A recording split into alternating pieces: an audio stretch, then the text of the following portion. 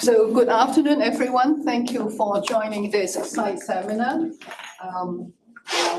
A very exciting topic, techno-pedagogical design to prepare future-ready collaborative learners. Every term is a keyword, right? Very important. And we are very privileged to have Wenli to join us and give this talk. I'm sure most of you here know Wenli, but I think I should still give a bit of an introduction. So Dr. Wenli Chen is an associate professor at the National Institute of Education in Nanyang University in Singapore. We actually know each other for quite some time because Wenli is very well known in the learning sciences area, and she's now a board member of the International Society of Learning Sciences board of directors. And she's also been a very prominent researcher. And so she has actually received at least a dozen Best Paper Awards, which is fantastic.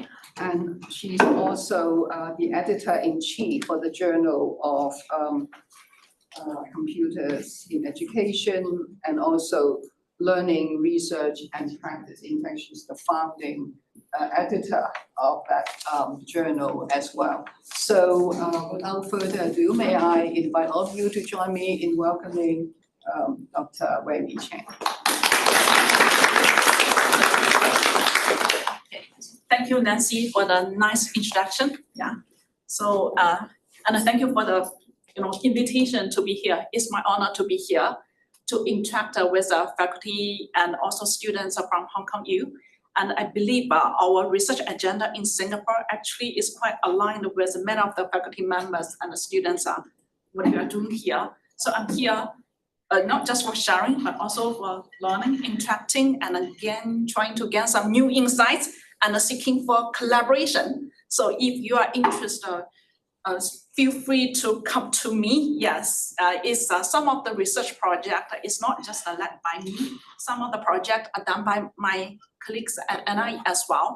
So I'm very happy to do my part to foster any future possible collaboration. So as you can see, I just changed my role as Associate Dean of Office for Research. So this is also my current job portfolio. I've been in the role for 1 week only.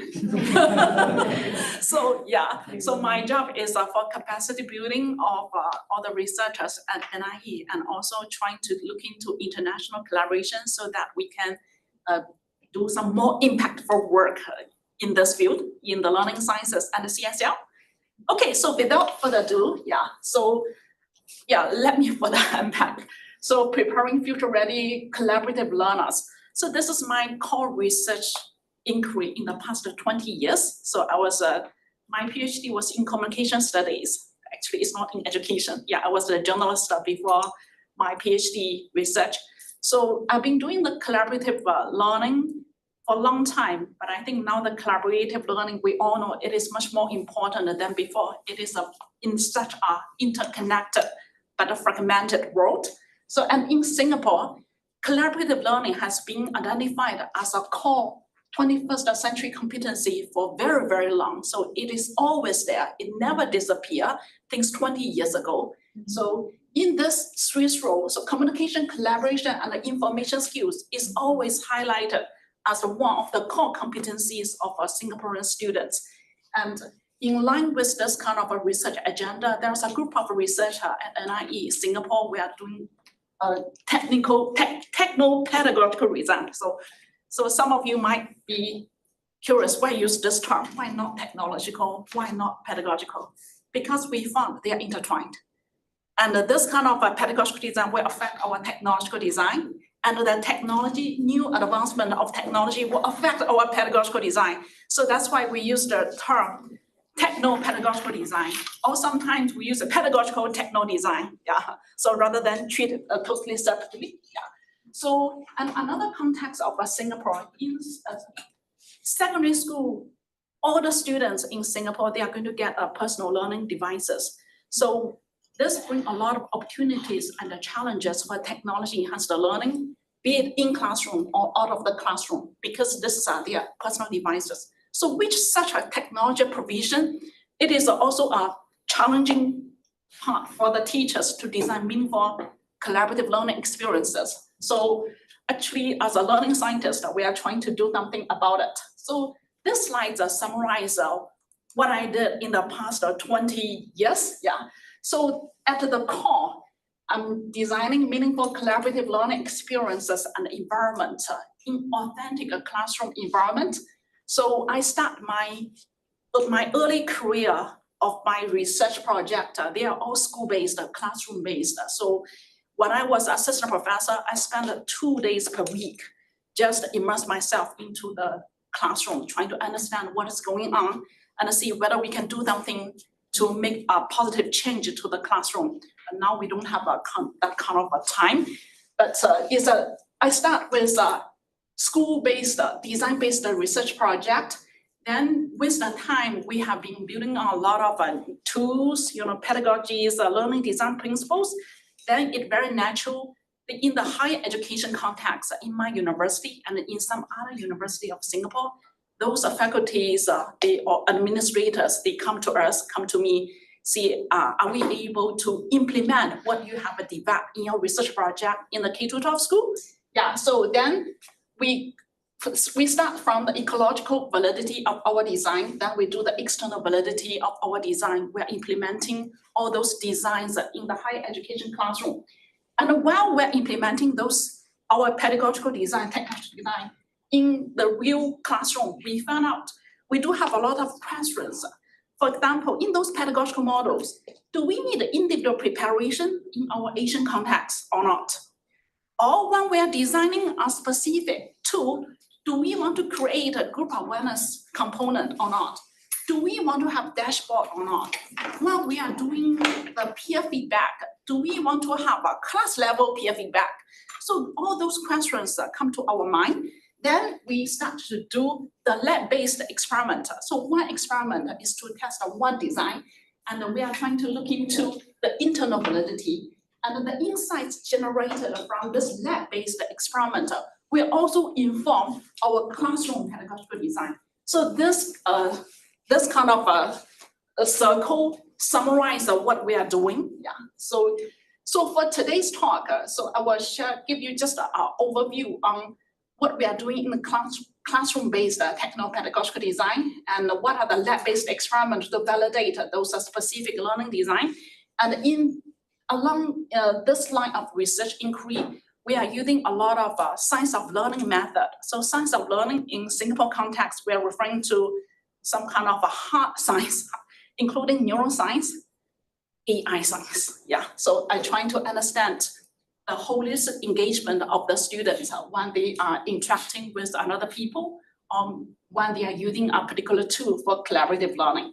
So, and also last but not least, if I still have time, I can share with you what currently we are doing, human AI collaboration. It is still at a very early stage. So we do have some kind of preliminary findings. So we are trying to look into whether CSCL perspective can be drawn to understand the human AI collaboration better, so that we are able to design, to optimize the human AI collaboration. And the other way is we are also looking into what AI can be done to help our collaborative learning research. On top of those automated coding of the research data, maybe other things can be done as well to enhance the students' collaborative learning experiences. So I can share with you, we don't have many publications in that area yet. I think it is in the pipeline, but that is a part we are actively doing, and we are actively seeking collaboration from different discipline and perspective. Okay, so this is first, let me start with our design-based research in authentic classroom. So actually, this is it looks like, hey, is this knowledge building? Actually, we are not doing knowledge building. I know we have a very active knowledge building community, both in Hong Kong and Singapore, and they are doing great work. So what I'm doing is, we call RCQI, Rapid Collaborative Knowledge Improvement. So what does it mean? In Singapore context, the curriculum is very tight, right? And always, usually we have 40 students in one session. So we are trying to look into routine basis of doing meaningful collaborative learning. Routine basis means that almost every session, almost every subject, every lesson, we can do some kind of collaborative learning. But because of the constraint in curriculum time, we may not be able to do half an hour, 1 hour full session of collaborative learning. So we are looking into this, and we further unpack rapid collaborative knowledge improvement. The first one is democratizing participation and idea refinement in the context of a live dynamic classroom setting. That is a face-to-face collaborative learning context. And they are going to do the collaborative learning within the duration of the class session and lightweight instant interaction, which means it's like a 3M post notes. Why the size is so small? Because we want students to be concise. I don't want you to have a very lengthy kind of argument.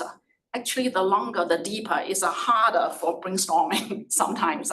So I share a little bit, you share a little bit, and we build upon each other. So intertwined. So we are looking into this kind of RCKI. Okay. So then we have been doing design-based research in this area. So actually RCKI can be done in all the lessons, in all the subjects, for all the profile of the learners and all age, right? So I think many of us are very familiar with DBR, so I won't spend too much time on this area. So just to give you one of the example we have been doing, our DBR project in terms of collaborative argumentation. So this is one area of the problem of practice jointly identified by the researchers and school teachers in Singapore classroom. So it is from science teacher, social study and history teacher, literature, and the language teacher, because they feel argumentation, it is one of the core pedagogies in the classroom, but they do face a lot of challenges and problems. So then we are trying to, as a CSCL researcher, we are trying to come out some of the technical pedagogical design to address the challenges. So we sat in the classroom for very long, and we found we are not able to solve all the problems. Yeah, those are problems. But certain things we might be able to do. So we have identified there's a few areas we might be able to do something. First one, argumentation. Because we are doing RCKI, rapid collaborative knowledge improvement. So we don't want them to go very, very deep in the argumentation, individual argumentation. We want them to do the collaborative argumentation, and the argumentation that is a diagram-based rather than text-based. If the text-based, it takes a very long time, yeah. So diagrams so that they have a big picture. Then we also doing the collaborative learning. So they are not just collaborating for the sake of collaboration, they need to see the value of the collaborative learning. So they need to appreciate the multiple perspectives, and at the same time, they need to keep improving their ideas rather than just embracing diversity. They need to go beyond just respect each other's idea. They need to build upon each other's ideas so that everybody improves. Yeah. So, and the last but not least, we are looking to analytics and visualization for learning through the real-time multi-dimensional learning analytics. Yeah, so just to give you an idea on what we have developed. This tool, it is called Apple Tree. Apple Tree is a short form for a long project name, so you don't have to know the long project name. So it was funded by National Research Foundation of Singapore. So as you can see here, this is a diagram-based argumentation. So this oval shape is a claim. The rectangle shape is evidence. Then the green arrow is evidence supporting this claim, and the red arrow is evidence against this claim. And throughout the design-based research project, a few students, they talk to researcher, Prof, I feel I have some idea. It is relevant to this argumentation, but I'm not sure it is a claim or evidence. We found this is a great point. So at the end, we create a cloud shape. So as long as they feel this idea could be relevant, they can park their ideas there. But throughout the process of argumentation, at the end, they need to transform this idea either into a claim or evidence and their reasoning. Yeah. So the process matters, and we hope we have a way to capture students' ideas. Yeah. So this is a diagram based, and it's a collaborative thing. Students are working with each other. Okay, and also on the left side is our learning analytics, which I will share with you later. So this is a diagram based argumentation, and this is our pedagogical model. We have embedded this pedagogical model in the system so that a teacher can scaffold students' collaborative learning. It starts with individual ideation. So let's say we only have 10 minutes within our group. We post our individual ideas first. 多多益善, yeah, in Hong Kong, that's great. I can talk about Chinese. 多多益善. So the more the better. No idea is a silly idea. We just put all the ideas. Yeah, 多多益善. Then maybe 2 minutes later, we go to the next stage. Within the group, we see each other's idea. Then we see, we talk about it. Then we are trying to consolidate, synergize our idea. So at the end, there is a less number of the ideas here, but the level up, the group level thinking. After that, right, because we have a big class size, so are we able to turn this kind of advantage to a certain level of, from disadvantage to advantage? So then they do cross-group critique. I take a look at another group's idea. I provide comments to them. I can borrow idea from them. I learn from them. After that, go back to my own group, improve it. Then at the end usually is the after lesson kind of activity, write a short reflection on what I've learned, or sometimes they write an individual essay. So we call it a spiral model of collaborative improvement, but for teachers, this is not language used by teachers. Teachers just call 5 benefits model. In Singapore, 5 benefits, I think we all know this Chinese idiom. 成语都有同一个 same Chinese character 义 yeah. So, and this is the flexible model. Teacher can skip this. They can start from here. They may stop at the phase 4. And many of the teachers in Singapore, they found that this is a very interesting model for them because they can do it with technology, with different types of technology. They can also do it without technology. Just like this kind of setting, they can do it. Yeah. So this pedagogical model has been embedded in our appropriate system to scaffold students' collaborative learning. And also, for example, the peer critique stage. Students, they can just rate the whole diagram of their own group or other groups. They can also click the specific elements of the diagram and provide some kind of comments. Yeah. So this is once there are a lot of like or dislike, right? So it will be shown there. Teacher found is very important function because teachers said they are so afraid of doing this kind of idea divergency in class because there's no time for them to read through everything and provide immediate feedback to them. So at the end, what if there was a lot of misconceptions, right?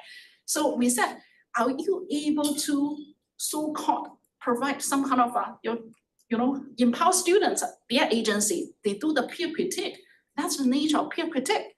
So at the end of the session, teacher only highlight those posts with a lot of like or a lot of dislike. Actually, it works very well. Yeah.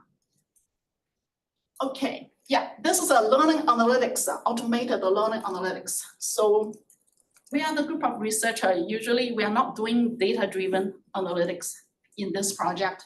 We are doing learning-driven analytics. So from the literature, we feel these are important dimensions. We feel we are able to provide some kind of analytics for the students. We also ask the teachers, for teachers, what is your wish list? They give us a long wish list, and the majority of the items we are not able to address. Yeah, but never mind. So we know their wish list, and we are trying to map against, and we see there's a few areas we might be able to do it, and there are still other areas still in progress. So, for example, this is a bar chart. Looks like not fancy at all, right? But it works for teachers very well. So this means the frequency of their contribution. So as you can see here, looks like, wow, group 1 did so well. It looks like they are very balanced. This is evidence against. This is evidence, supporting the claim. But for this group, they only have ideas, a cloud shape. So it's half-baked. This group need to speed up their process. And for this group, so critical. They only have evidence against this claim. They don't have evidence supporting it at all. And for this one is the other way. Yeah. So we make this available to the students so they realize, oh, I don't have a completed structure of argumentation. And the social network analysis, we are looking to the interdependence because we don't want one student dominating the whole argumentation. So this one, we are able to tell, are they really work with each other? So it's very interesting. This is very powerful tool for students. Once they see this kind of diagram, they start to work with each other more closely. Without this, when people, let me do it, I can do a good job. You just have a rest. Next week is your turn. Yeah, that's the discourse. But with this, they know this is highlighted. This is going to be appreciated. Yeah. Okay, so we also have a structural completeness. So green apple means a claim without any evidence at all. Then if you add one more evidence supporting our claim, it'll become red, a bit sweeter. And if they add more evidence supporting claim, at the end it becomes golden, right? So we are using this kind of sweetness of the apple, yeah, to represent the structural completeness. But for this, I do have a copy, I think from different culture. They said, how come red is better than green? I know they are looking at the traffic lights, so I think, yeah, let's use and we also know the stock market, China stock market is very different. Red is so good, right? We like red, but in Western countries, actually red means it dropped, right? the cultural difference, but we feel in Singapore context quite okay. The green red thing quite okay. Yeah. Okay, so just give you some. Sorry, is there any audio here? It's okay, just even without audio. So just give you some idea on what the Apple Tree project is about. Okay, so for this Apple Tree project, actually, more than 20 schools in Singapore has been using it. By the way, the whole Singapore, the whole country, we only have 300 schools. Yeah. So because of these primary or secondary? both, yeah, primary school and secondary school, and 20 schools are those schools we have been working very closely, but we are researcher. At the end we found once I feel the pedagogical and the technology prototyping has been gone to the mature stage, I think I need to move on. I'm not MOE, right? So we pass this to MOE and we create a lot of website and toolkit, share all the resources. We do a lot of professional development sessions with the teachers. So now, yes, Ministry of Education Technology Division, they are looking into this, trying to have more schools. And at the same time, Apple Tree has been adopted by NIE for our higher education users. So NIE has identified the 3 technology developed by our own researchers because we are quite concerned about sustainability, right? We do good work, but the funding cycle finish, how? Yeah, so now has been adopted by my university and institution, yeah.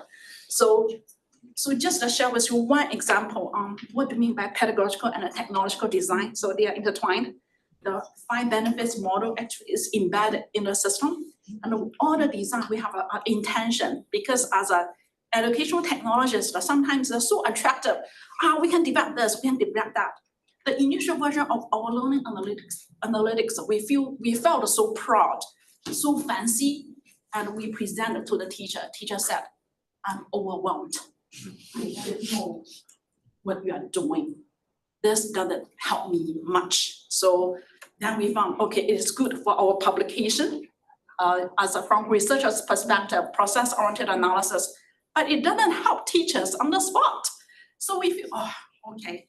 So we need to have a balance. Learning scientists, so what is our optimized design for the learners and for the educators matters much more than what we are good at.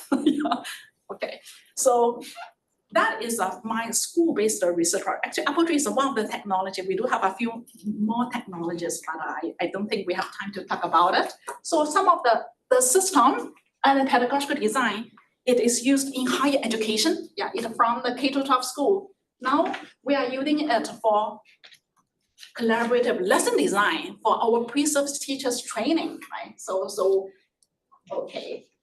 And SMCTI, the model, it was used in our NTU engineering school as well. And NTU has a new program which is called Interdisciplinary Collaborative Outcome. So all the BA students, bachelor degree students, they have to take 6 courses and it's compulsory. And these 6 courses, they have to work with a few group members from other disciplines. Medical schools usually are working with com science, social science, education. So at the end, they need to come out with some kind of a solutions to address the authentic, real world problems. So, but it was a disaster at the beginning. The concept is good, right? Vision is good. And until invest a lot of money creating a very big ICC collaborative learning room, 200 students. So, and all the tutors, I don't know how to do the collaborative learning in 200 students within 2 hours. So we also offer some of our pedagogical design. Actually, this is using Padlet, but using 5 benefits model. Yeah. Okay. And also is in the collaborative engineering design, in the mechanical engineering school, they are doing the design of the robot, STEM design. So they are also working in groups. So previously is very divide and conquer kind of approach. Now they are using our pedagogical models. So at the end, trying to level up students' learning experiences. Okay, so from the researchers' perspective, we are not just looking to outcome, right? Outcome matters, but maybe sometimes the process matters more in collaborative learning. So we are doing a lot of this kind of process-oriented analysis, trying to optimize the CSCL design. But as I shared with you, this is more for researchers. It's not for practitioners, teachers. As long as they know we are doing systematic work, they only want to see our results derived from this type of analysis. So we are trying to use the ENA, so trying to look into why some better performed groups and not well performed groups, what are the differences and what makes them work so differently? So why certain groups have a much better learning experience than others? So we are trying to identify what are the differences and why there are such differences, and whether we are able to do something to help address this kind of challenges. So we are doing all kinds of ENA work in terms of how to improve their critical thinking, how to level up the quality of student-generated artifact, and how to improve their argumentation skills. Yeah.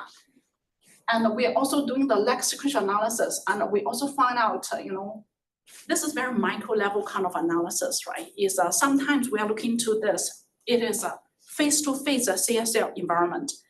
So we found actually the face-to-face talk and the online interaction, they are intertwined.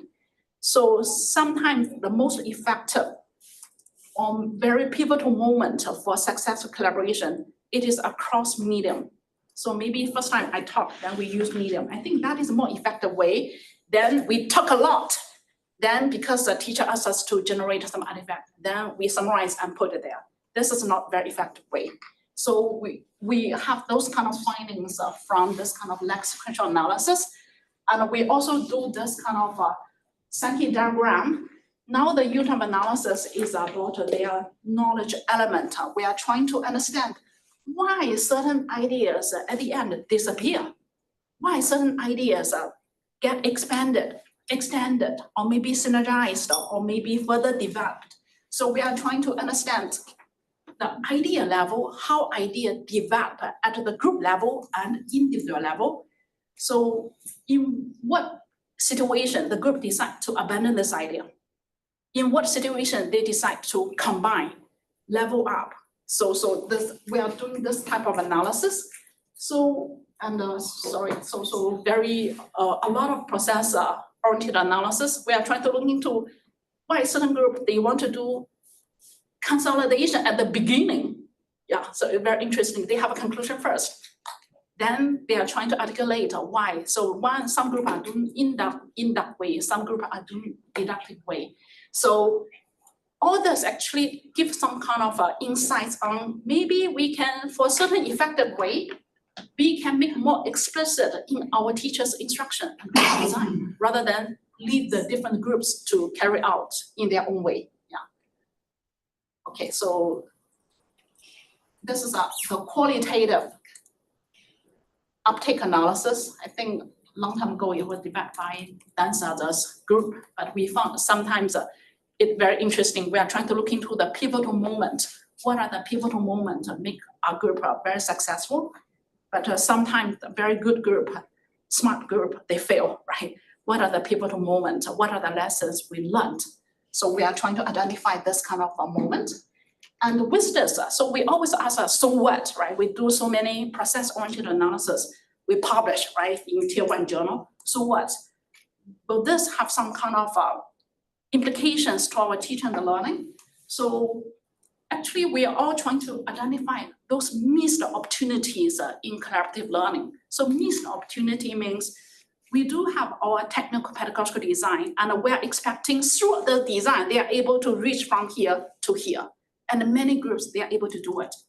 But there are many other groups, they are not able to reach there. They just stop here. So there is a lot of missed opportunity. So then through the process-oriented analysis, are we able to identify what are the missed opportunity?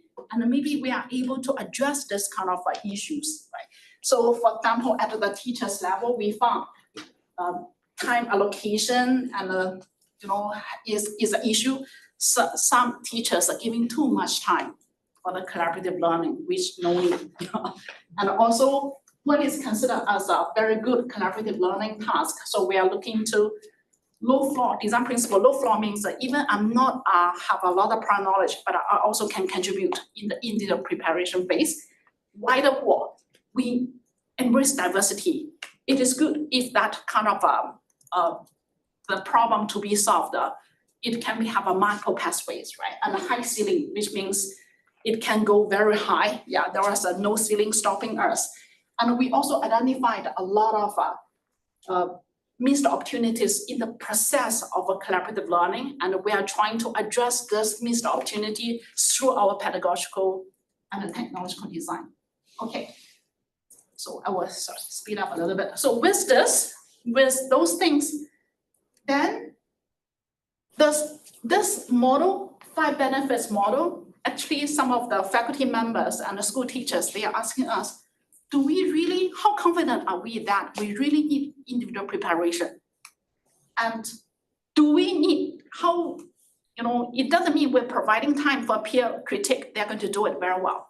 So we are looking to the specific designs through multi-modal learning analytics. Yeah, so we are trying to look into cognitively, emotionally, behaviorally, so are they engaged? Do students feel this is a meaningful experiences to them?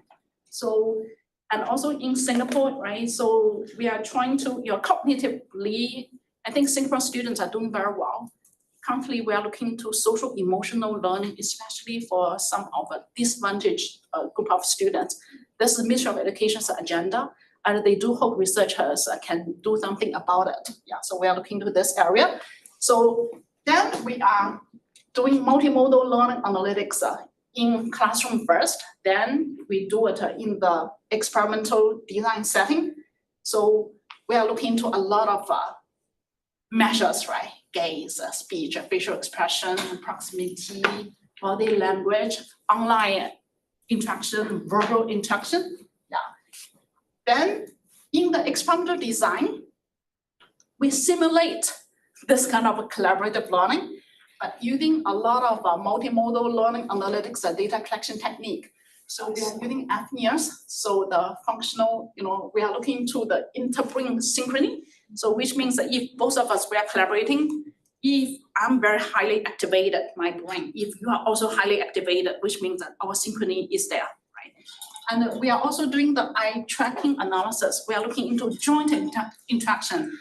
Joint interaction means I'm looking at this area, you are also looking into this area at the same time. And that is an indicator of interdependence. Yeah. So then on top of that, we also have a survey interview behavior data, right? So this is how we do it. We do the FNEARS. So Singapore has set up a new center, Science of Learning Education Center. So this is one of the experimental design. So this design is trying to understand, do we really need to have a scaffold diagram-based?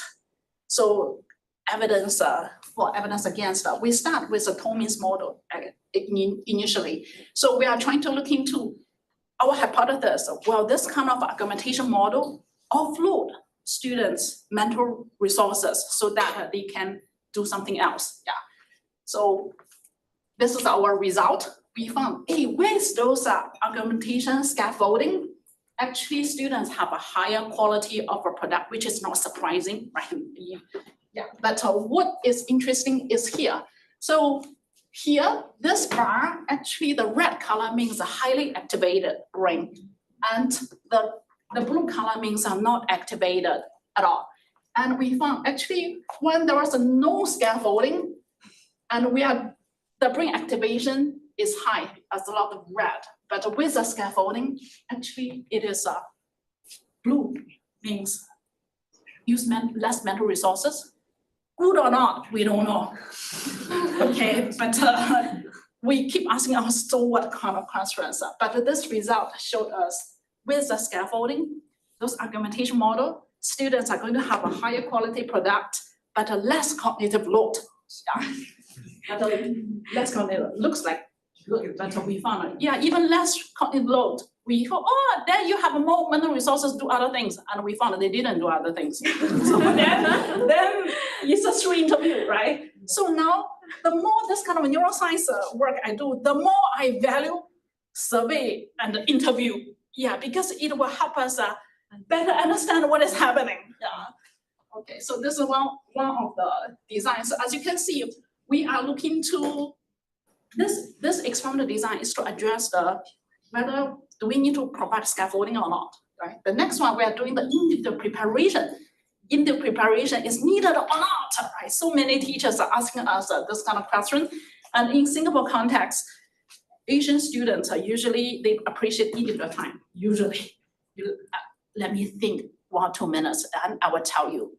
But we do have some other culture of the students, they like time to talk, right? So we see whether it's individual preparation needed or not. Then we have a 3 conditions: individual learning, collaborative learning, and individual preparation before collaboration. Yeah, so we are trying to individual learning. We still want to look into that because we need a baseline. We need a baseline for each individual learners. And we found out actually, this is RTPJ area is here, and we found RTPJ based on the literature, it is more related to social interaction. So this is something which we are very puzzled because it is saying that with collaborative learning, we have more hands, more people to think about it. So offloaded, I'm supposed to be offloaded because I have another partner. But there's another alternative explanation here because now, previously, I don't have to communicate and talk to other people. I can just think, so it is less stressful for me. Now I need to communicate with you. The coordination challenge will use my more mental resources. Yeah, so totally different, right? So individual learning and collaborative learning, we found actually in the collaborative learning, we use more mental resources. So it doesn't mean that, the traditional distributed cognition theory, I don't know how to interpret here, yeah, but, and we found when we do the individual preparation, actually the individual preparation part will make the students in the later on coordination part, make them even more mental resources are required, yeah. Maybe good, maybe not, right? My co-PI is a neuroscientist, yeah, I'm the learning scientist. Both of us, we were playing the games. The games, have you heard about Overcooked? 分手厨房. Heard about it? The couples of boyfriend and girlfriend, yeah, because they quarrel with each other, because it's highly challenging, but it requires a lot of interdependence, right? So both of us, so we wear the FNEARS, both of us, and we sit together and trying to, at the end, both of us, we pass. And I found my readings of FNIRS a lot of red, which means I'm highly engaged, cognitive engaged. I'm very happy. I think I'm much better than you. And he said, no, you are such a poor gamer. Why I'm poor? Because you use more mental resources than me to complete the same level of task. So you see, learning scientists and neuroscientists totally have a different interpretation of this. So the more I do this, the more I feel confused in terms of theory building. I don't know, but I think it's fine. There's a lot of uncertainty. I will navigate this kind of uncertainty. Hopefully at the end, things will be clearer and clearer. Yeah. And we also do the group awareness, right? Do we want to have group awareness? You know, this is a very interesting, this is in the apple tree design. Learning scientists, we are asking ourselves, individual preparation stage, do we want them to see each other's work or they only see their own work? So it looks like a very minor point, but it's an important design consideration. So then we are looking at group awareness. With group awareness, we found artifact quality is better, so we still want to have a group awareness. And we also found mental effort actually still is less with the group awareness. Okay. Without group awareness, you need to talk more. With group awareness, actually they talk less in terms of coordination. Yeah. Okay. So maybe yeah, I will skip that neuroscience part. So just we are doing a lot of AI-powered learning analytics, you know, for example, gesture analysis and the joint attention. But here, the joint attention without eye tracker.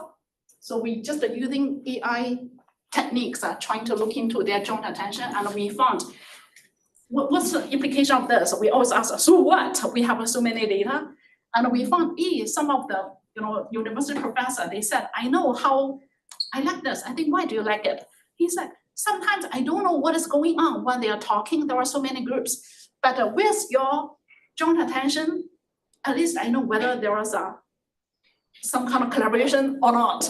Yeah.